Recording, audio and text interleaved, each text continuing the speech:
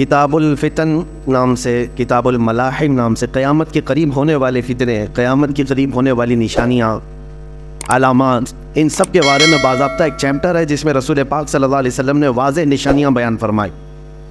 اب ہم جو دیکھ رہے ہیں وہ ایک چیز یہ بھی ہے کہ تیزی سے بدلتا ہوا زمانہ، نبی پاک صلی اللہ تعالیٰ علیہ وسلم کی ایک حدیث پاک جس میں یہ ہے کہ 10 سال کے بعد، ہر 10 سال کے بعد اتنی تیزی سے تمہارا زمانہ بدل جائے گا، حالات اتنے تیز بدل جائیں گے کہ پچھلے 200 سال میں تم نے وہ چیزیں نہیں دیکھی ہوں گی جو 10 سال کے اندر دیکھتے رہو گے۔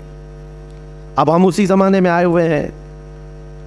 اب ہم میں سے کسی کو یہ پتہ نہیں ہے کل آنے والے دن کون سا نیا فتنہ جنم لینے والا ہے۔ اور ایک حدیث پاک میں یہ ہے، میرے آقا صلی اللہ علیہ وسلم نے فرمایا، میں یہیں سے دیکھ رہا ہوں فتنے میری امت کے اوپر اس طرح سے گر رہے ہیں جیسے بارش کے قطرے ہیں۔ بارش کے قطرے جس طرح سے گرتے ہیں اس طرح سے فتنے ظاہر ہو رہے ہیں، اور اس میں کون محفوظ رہے گا کون محفوظ نہیں رہے گا اس کے سلسلے میں بھی حضور نے بشارتیں دی ہیں۔ اور خاص طور پر یہاں کے جو حالات ہیں ہندوستان کے، ایسا نہیں ہے کہ ہم ہی اسٹرگل کر رہے ہیں، تقریباً پوری دنیا میں مسلمان الگ الگ مسائل سے اسٹرگل کر رہے ہیں، سب کے اپنے اپنے مسائل ہیں اور سب انہی معاملات میں الجھے ہوئے ہیں۔ لیکن ان سب کے پیچھے ایک وجہ یہ ہے، ان کے جو ہم غلام تھے خلق کے پیشوا رہے، ان سے پھرے جہاں پھرا پھر آئی کمی وقار میں۔ ایک اہم وجہ یہی ہے مسلمانوں کے لیے۔ ہم نے دیکھا ہے کہ کثرت سے تمہارے ساتھ ظلم و ستم ہوا، اس کے باوجود اس آدمی کو سدھرنے اور سنورنے کا ابھی تک موقع کیوں نہیں مل پا رہا؟ جس کو شاعر نے کہا تھا، جگہ جگہ کے تھک چکے ہیں تمہیں یہ ہنگامے، نشاط لذت خواب گراں بدل ڈالو، غلط روی سے منازل کا بعد بڑھتا ہے، مسافروں روش کارواں بدل ڈالو۔ آج ہماری لاپرواہی اور عدم احساس اتنا بڑا ہوا ہے کہ ہمیں کوئی اہم واقعہ تھوڑی دیر کے لیے ڈسٹرب کرتا ہے۔ ہم نے کسی کو مرتے ہوئے دیکھا، مارتے ہوئے دیکھا، کٹتے ہوئے دیکھا، کاٹتے ہوئے دیکھا، ویڈیو کو ہم نے شیئر کر دیا، تھوڑی دیر کے لیے ہو سکتا ہے ہمارے اندر غم کے آثار نظر آئے، دوسرے دن سے وہی عیاشی ہے، نہ کوئی تبدیلی آئی نہ کوئی بدلاؤ آیا۔ ایسے ہزار ہنگامے دیکھ چکے ہم۔ ہمارے ساتھ کیا ہوا؟ اسلام کے ساتھ، قرآن کے ساتھ یہ جو آج دنیا کھیل کھیل رہی ہے، ہونا تو یہ چاہیے جس کے اندر ضمیر زندہ ہو، احساس ہو، وہ اپنی زندگی کو بدلنے کا عزم کر لے کہ کہیں یہ میری شامت اعمال تو نہیں ہے، یہ میرے گناہوں کی وجہ سے اس قدر عذابات تو نہیں آ رہے ہیں، لیکن احساس کیوں نہیں آتا؟ بڑے بڑے واقعات ہم دیکھ رہے ہیں اپنی زندگی میں، لیکن اس کے بعد بدلاؤ کیوں نہیں آتا؟ یہ ایک بہت اہم چیز ہے جس کی طرف ہم لے جانا چاہتے ہیں۔ عزیزان گرامی وقار، آج مجھے صرف بات یہ عرض کرنی تھی۔ قرآن پاک میں اللہ تعالیٰ فرماتا ہے اسلام کے علاوہ کوئی دوسرا لے کر کے آئے، قیامت کے دن اس کو دیکھا بھی نہیں جائے گا، قبول بھی نہیں کیا جائے گا۔ اور ان الدین عند اللہ الاسلام، اللہ کے نزدیک اگر کوئی دین ہے تو وہ اسلام ہے۔ اور اللہ تعالیٰ فرماتا ہے رضیت لکم الاسلام دینا، میں تمہیں اسلام دے کر راضی ہوا۔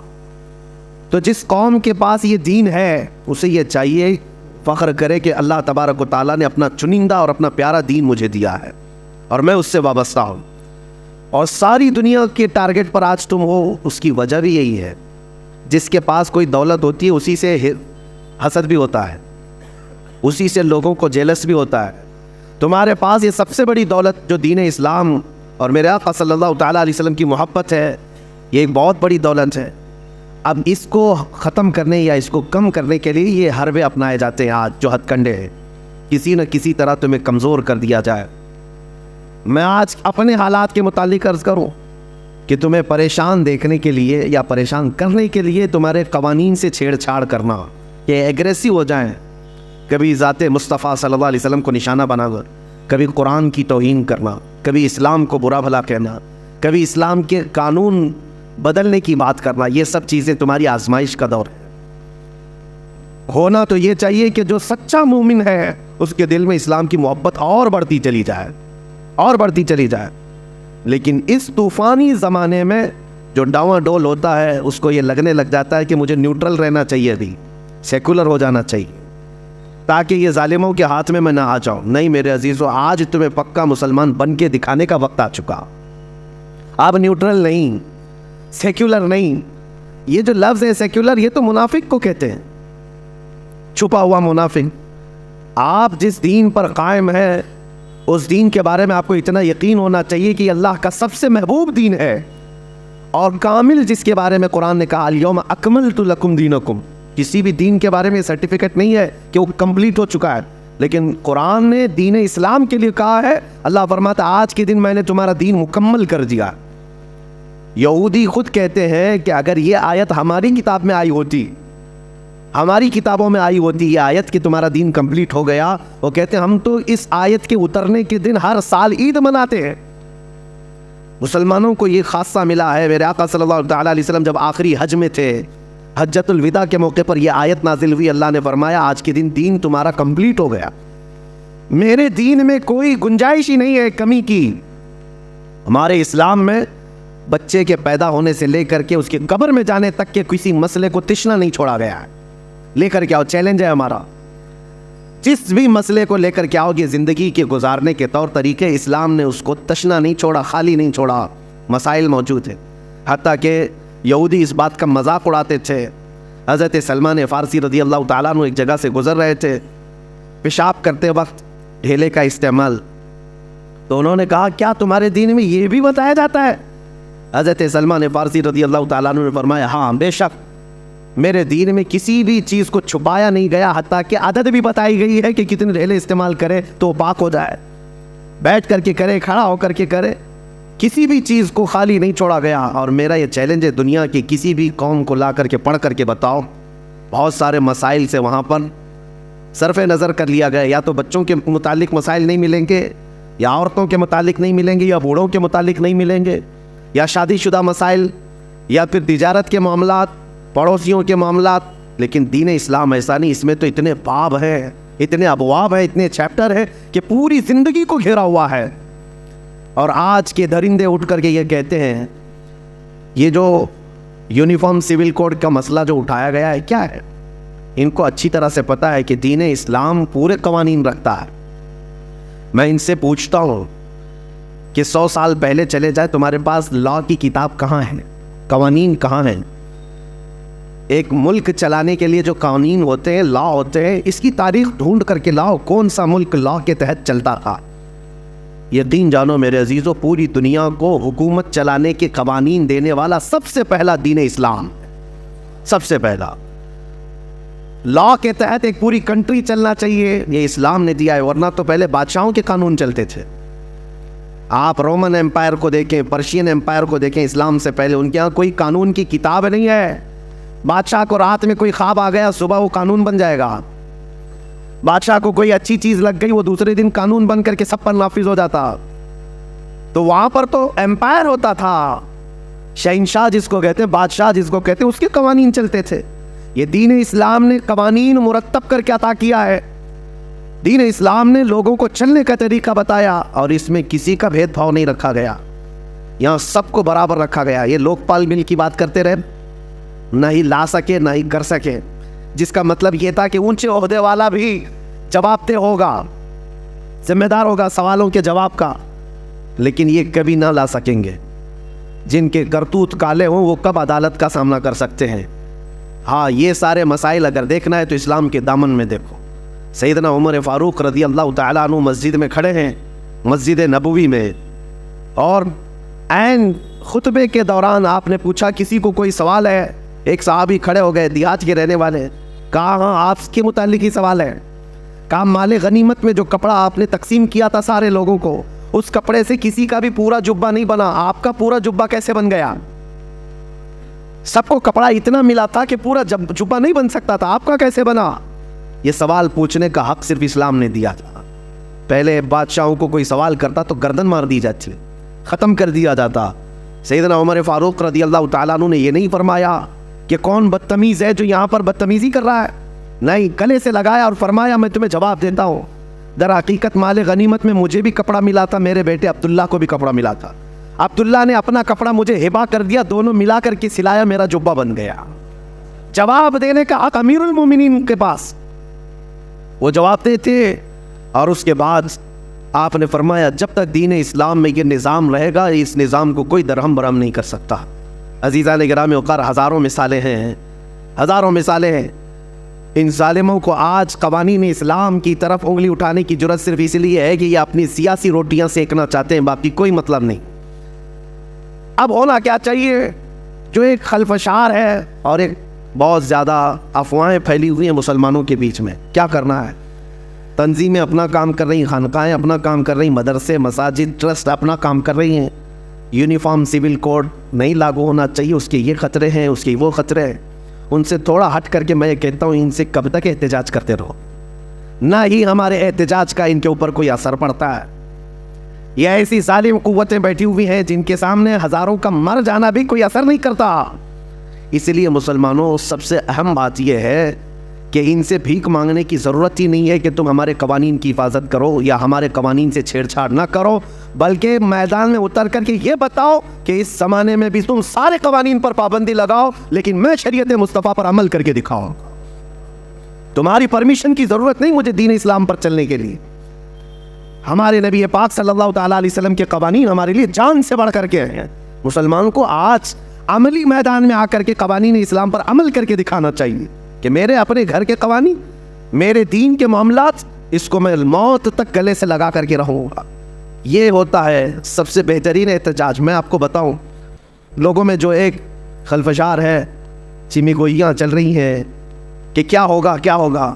انہوں نے 3 طلاق کا مسئلہ بھی لا کر کے ڈرایا نا، لا کر کے یہ کس کے لیے تھوپا گیا تھا؟ صرف ٹارگٹ یہ کرنا ہے اور وہ ایک بڑی قوم کو بیوقوف بنانا ہے۔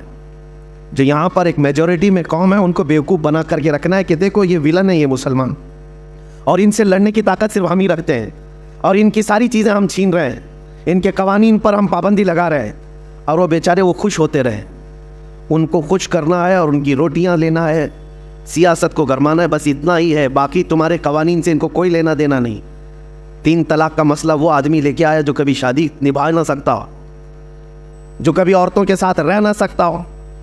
میرے عزیزوں، ڈرنے کی کوئی بات ہی نہیں ہے۔ تم اس طرح کے نہ جانے کتنے قوانین لے آؤ۔ مسلمان تو اپنے نبی پاک صلی اللہ تعالیٰ علیہ وسلم کی شریعت طاہرہ پر کل بھی عمل کرتا تھا، آج بھی عمل کرتا ہے، اور صبح قیامت تک عمل کرتا رہے گا۔ حقیقت بات یہ ہے، UCC آلریڈی پورے انڈیا میں چل رہی ہے، سب کے قانون ایک ہی ہیں، تھوڑی سی چند چیزوں میں الگ الگ رکھا گیا ہے۔ یعنی شادی کے معاملات کو لے کر کے یا وراثت کے معاملات کو لے کر تھوڑے سے قوانین الگ ہو جاتے ہیں۔ باقی بتائیں، چوری کرنے پر سب کا قانون ایک ہے یا نہیں؟ مرڈر کرے تو سب کا قانون ایک ہی ہے، کرائم میں سب کے قانون ایک ہی ہیں، سول کوڈ ہی ہے، سب ایک ہی قانون پر عمل ہو رہا ہے پورے ہندوستان میں۔ ایسا نہیں ہے کہ ہندو قتل کرے گا یا مسلمان قتل کرے گا تو اس کے لیے لاء کی کتاب میں الگ الگ جرمانے، الگ الگ سزائیں نہیں ہیں، ایک ہی سزا ہے، سب کی ایک ہی سزا ہے۔ ہاں بس میرج ایکٹ الگ اور وراثت کے معاملات الگ بنائے گئے ہیں، اس کو تم ختم کرنا چاہتے ہو۔ میں مسلمانوں سے کہتا ہوں، تو اگر آپ اس نشانے پر اپنے آپ کو سمجھ رہے ہیں کہ ہم کو ہی ہلانے کے لیے سب بنایا گیا ہے، تو میرے عزیزوں، آپ اپنے نکاح مسجدوں میں کرتے ہو، آپ اپنے نکاح شریعت کے دائرے میں کرتے ہو، آپ کو کبھی فرق نہیں پڑے گا۔ آپ اپنے گھر کے مسائل مسجدوں سے حل کرتے ہو، علماء دین سے مسائل پوچھتے ہو، تو کبھی ان قوانین کے 1000 لاگو ہونے پر بھی آپ پر فرق نہیں پڑے گا، آپ پر فرق نہیں پڑے گا۔ اسی لیے میں یہ کہتا ہوں کہ ان تمام مسائل پر احتجاج کرنے کی ضرورت نہیں، بہت زیادہ ایگریسو ہونے کی ضرورت نہیں، ورنہ ظالم کتا یہی انتظار میں ہے کہ مسلمان کب بھڑکیں گے، کب بدکیں گے، اب کب سڑکوں پر آئیں گے، کب یہ توڑ پھوڑ کریں گے اور ہم دوسروں کو ڈرائیں گے کہ یہ دیکھو ایسی وحشی قوم ہے۔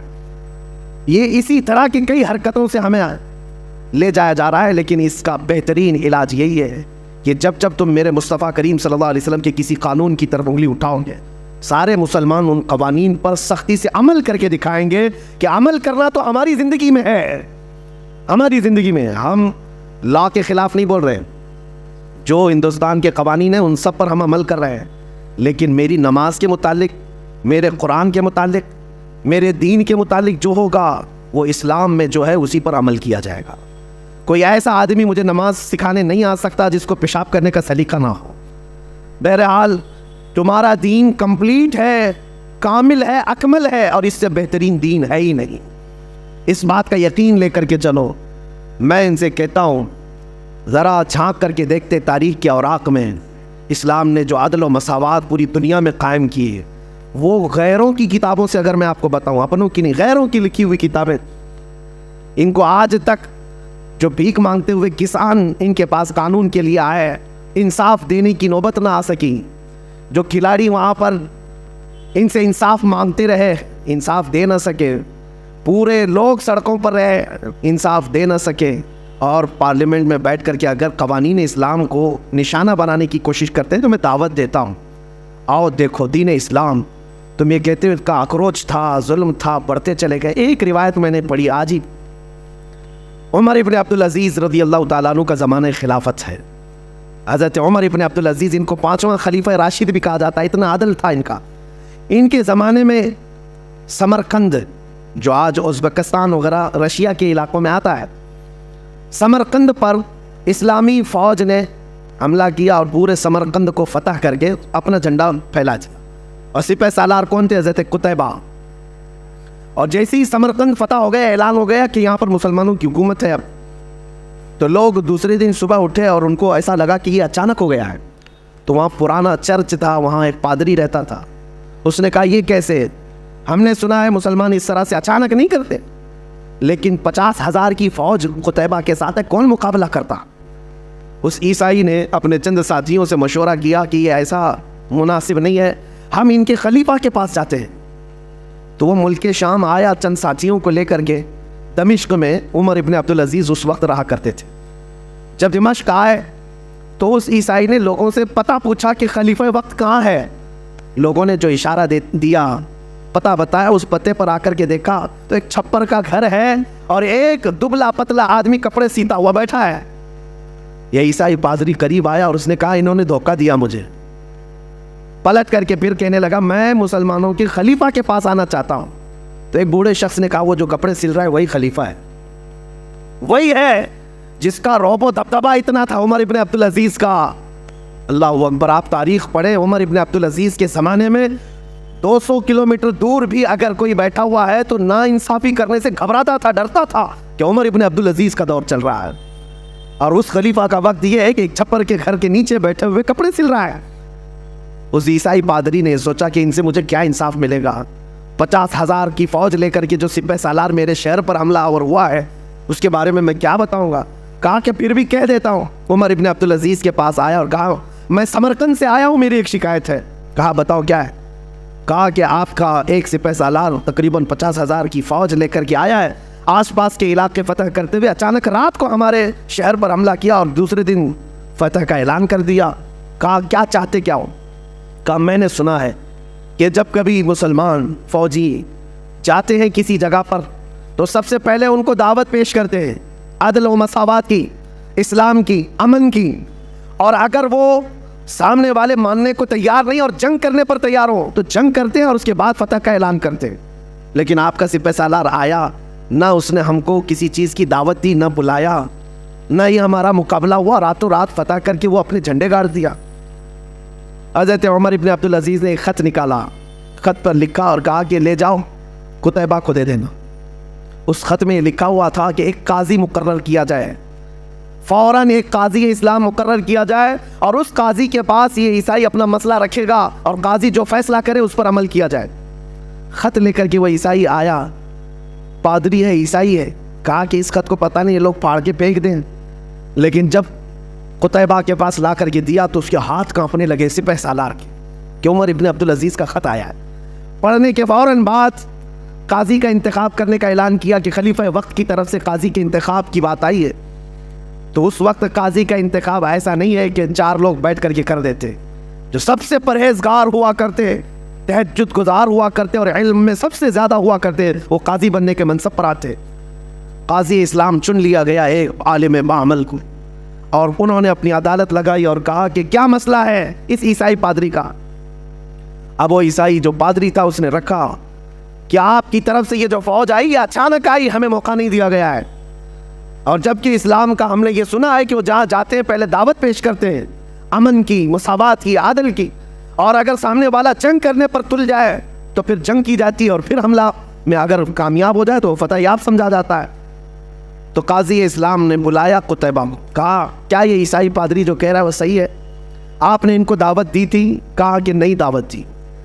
کہا کہ راتوں رات آپ نے ان کے شہر پر قبضہ کیا. کہا بات در حقیقت یہ ہے قاضی اسلام کہ ہم نے آس پاس کے علاقوں سے جنگ کی ہے, ہم نے دیکھا ہے, اور ان سے جنگ سختی کے ساتھ ہوئی, اور اس کے بعد ہم نے وہ علاقے فتح کیے. اور یہ سمرقند تو بڑا زرخیز علاقہ ہے, یہاں کے لوگ تو اور بھی زیادہ اس شہر کو چھوڑنے کو تیار نہیں ہوتے, اس لیے ہم نے سوچا کہ یہ سوئے ہوئے ہیں, اس وقت میں ہم فتح حاصل کر لیں.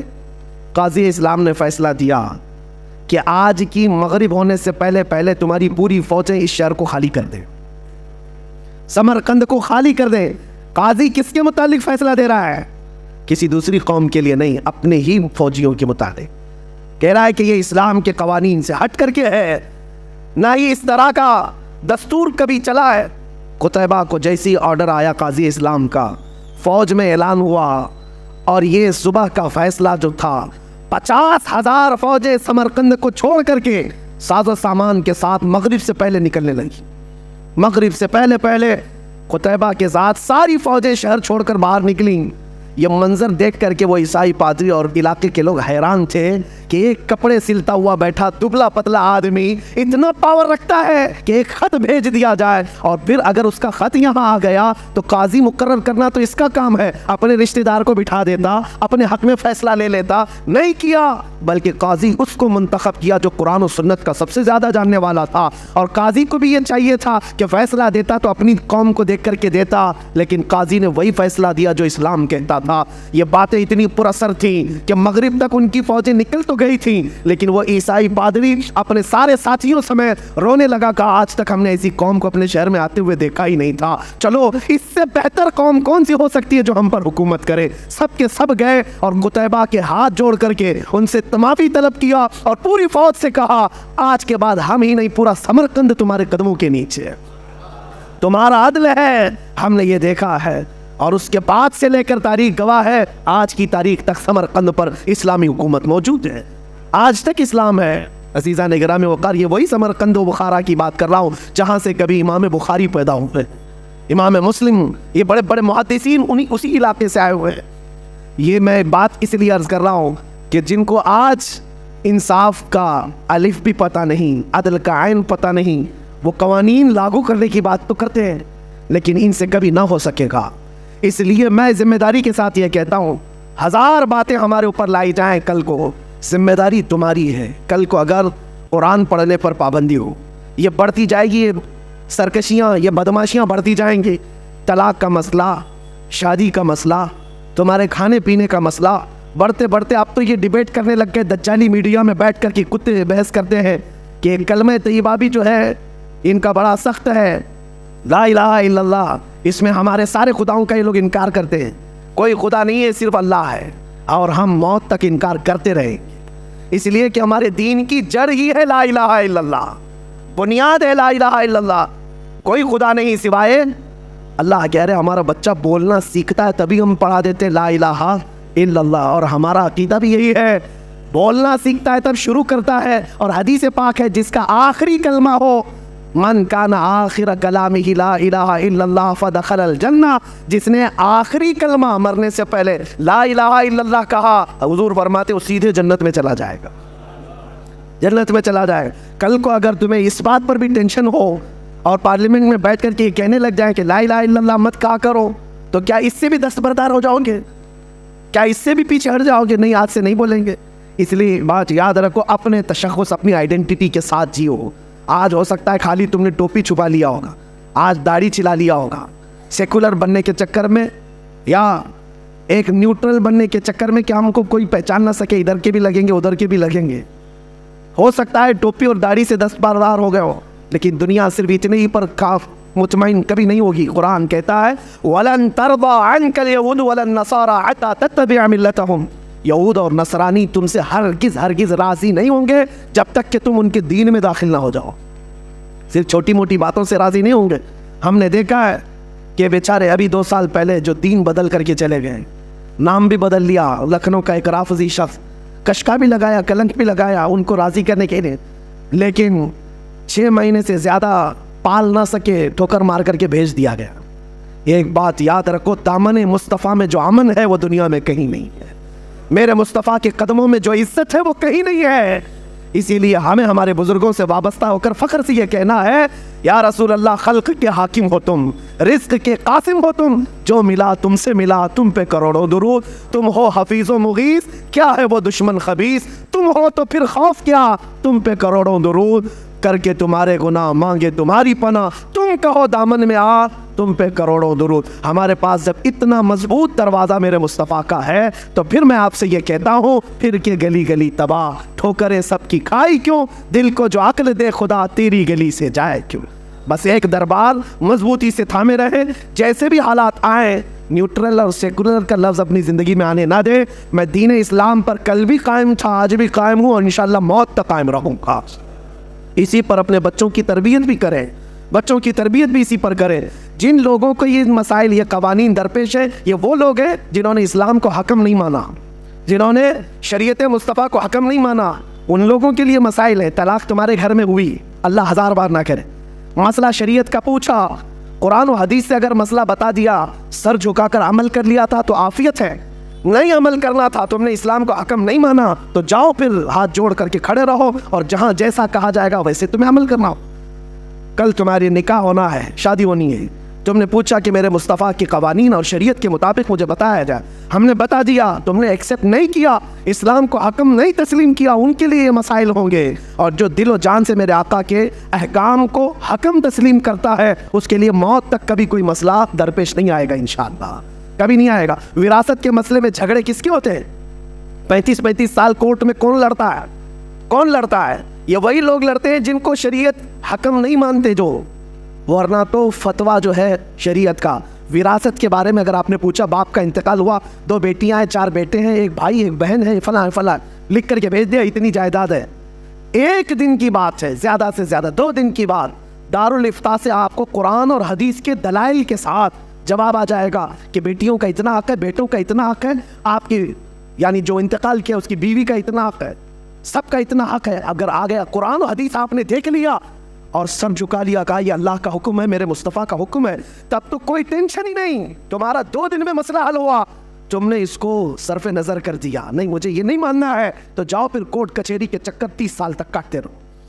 مسائل تو ان کے لیے ہے جنہوں نے قرآن و حدیث کو حکم نہیں مانا، ان کے لیے مسائل ہے، اور جو قرآن و حدیث کو دل و جان سے مانتا ہے یہ 1000 کتے قانون بدلے اس کے لیے کبھی کوئی مسئلہ پیش آئے گا ہی نہیں۔ قرآن اللہ کی کتاب کل بھی محفوظ تھی، آج بھی محفوظ ہے، میرے آقا کی حدیثیں محفوظ تھی، محفوظ ہے، انشاءاللہ قیامت تک رہیں گی۔ مولا کریم ہم سب کو دین اسلام پر کامل طریقے سے عمل کی توفیق عطا فرمائے، رب ذوالجلال ہم سب کو ان ہونے والے حوادثات زمانہ سے محفوظ و مامون فرمائے، ہماری عزتوں کو، ہمارے عمل کو، ہمارے عقیدے کو، ہمارے ایمان کو اللہ محفوظ فرما دے، ہمارے آنے والی نسلوں کو مولا قیامت تک عاشقان مصطفیٰ میں پیدا فرمائے، ان کے دین ایمان عقیدے کی مولا حفاظت فرمائے، اور ہر جگہ مسلمانوں کے مال جان عزت آبرو کی مولا تو غیب سے حفاظت فرمائے۔ حضور میری تو ساری بہار آپ سے ہے،